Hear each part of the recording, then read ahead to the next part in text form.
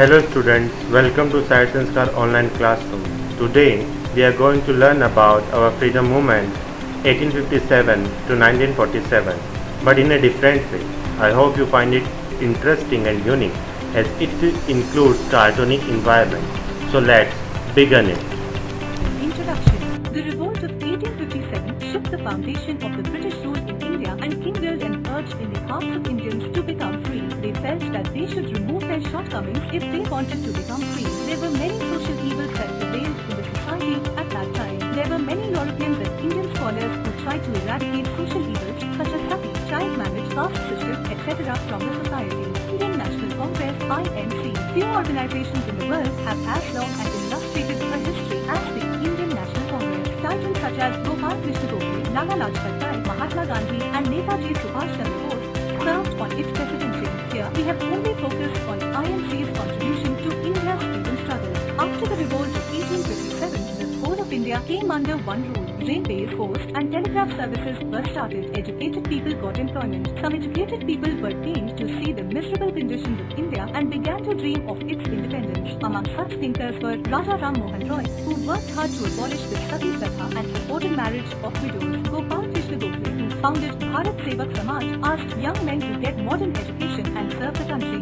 Dadabhai Naoroji also did a lot of social work. Indian National Congress was founded by Sir A.O. Hume in 1885 in Bombay to create awareness among the people. The first session was held in Bombay and 72 delegates attended it. Thereafter, every year members met in different cities. The number of young people joining the movement increased. In 1905, Bengal's partition was declared, against which Swadeshi and boycott movement were started. Prominent leaders of the Indian National Congress of that era were Bipin Chandrapal, Lala Lajpat Rai and Bal Gangadhar Tilak. These three leaders were often called Lal Bal Pal. They were from the extremist group. Bal Gangadhar Tilak declared, "Freedom is my birthright and I shall have it." These leaders inspired the people to fight for their rights and become free citizens. Tilak also wrote against the British in his paper Kesari, Eyes of Gandhi. Gandhiji returned to India from South Africa in 1915. He was pained to see that people here were divided on the basis of caste, religion, creed, gender and colour. Gandhiji was shocked at the treatment meted out to the lower castes and untouchables. He renamed the untouchables Harijans, meaning children of God. He demanded 35% increase in the wages of mill workers in Ahmedabad. These actions won him the support of the masses. In South Africa, Gandhiji had developed the technique of satyagraha based on truth and non-violence. Satyagraha was his most patent weapon against the British. The British passed several acts that were harsh and infringed on the basic rights of the people. Among them was the Rowlatt Act of 1990. According to this act, any person could be arrested without a trial. Hartals and meetings were held all over the country. One such meeting was held at Jallianwala Bagh in Amritsar. The meeting was attended by thousands of men, women and children. The British under General Dyer blocked the only exit and opened fire. The unarmed people had no means of escaping. Thousands of people were killed. People were shocked at the brutality of the British. Non-cooperation movement.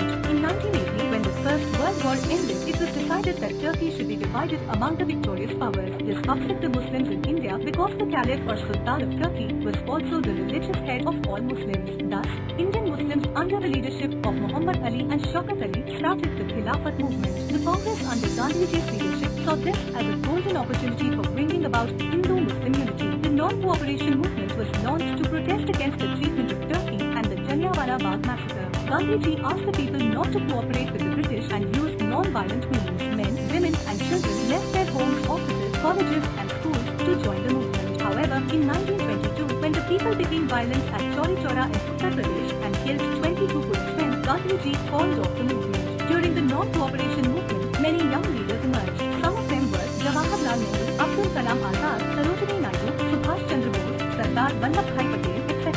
Revolutionaries. Some people believe that the cruelty of the British should be answered by violent measures. These people were called revolutionaries or extremists. Prominent among them were Bhagat Singh, Chandrasekhar Azad, D.K. Dutt, Rajguru, Sukhdev and others.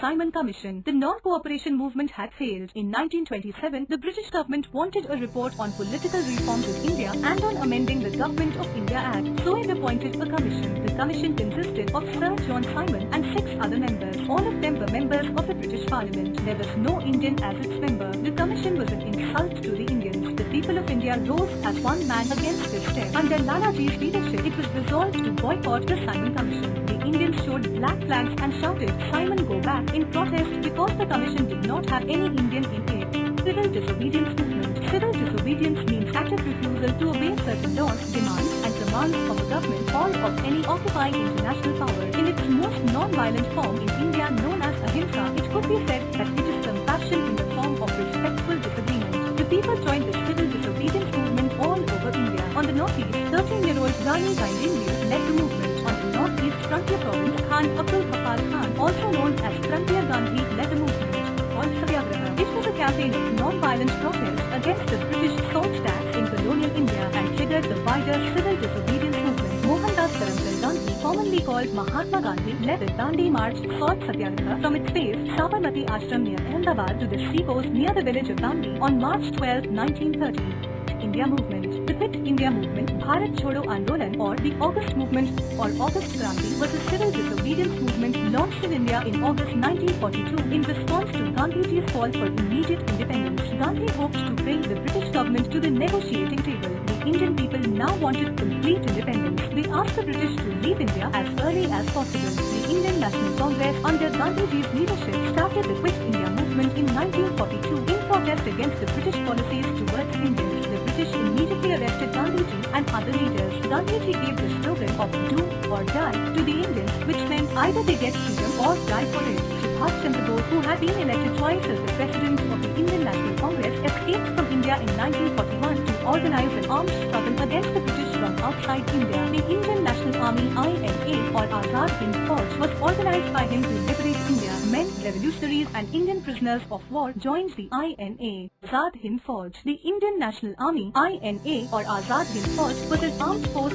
formed by Indian nationalists in 1942 in Southeast Asia during the World War II. The aim of the army was to overthrow the British Raj in colonial India with Japanese assistance. This army played an important role in the freedom movement. Subhash Chandra Bose gave a call, Dilli Chalo, march to Delhi. He also told people, give me blood, I will give you freedom. In January 1944, Azad Hind Fauj entered Assam and very soon it conquered Kohima, Manipur, Vishnupur, Imphal and other places. On 18th August 1945, Netaji Subhash fled to an unknown destination and never returned back.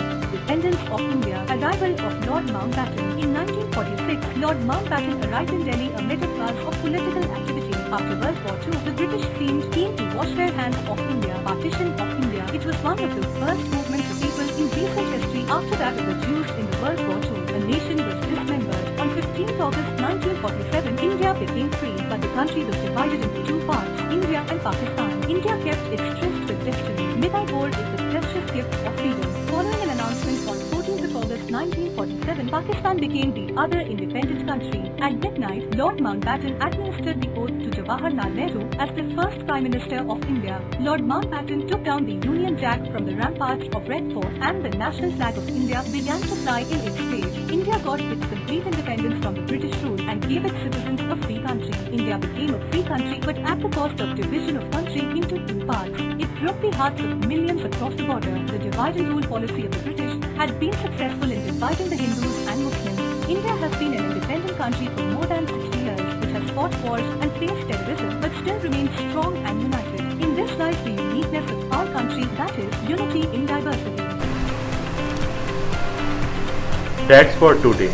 In this video lesson, we study about various topics. Some of them are the revolt of 1857, Champaran Satyagraha of 1917, the non-cooperation movement of 1920, the Dandi March of 1930, Quit India movement of 1942, Indian Independence League 1947, Indian Independence Act of 1947 and many more. So that's for this video session. We will next meet in some another session with some other topic. Till then, stay safe and healthy and have a happy learning.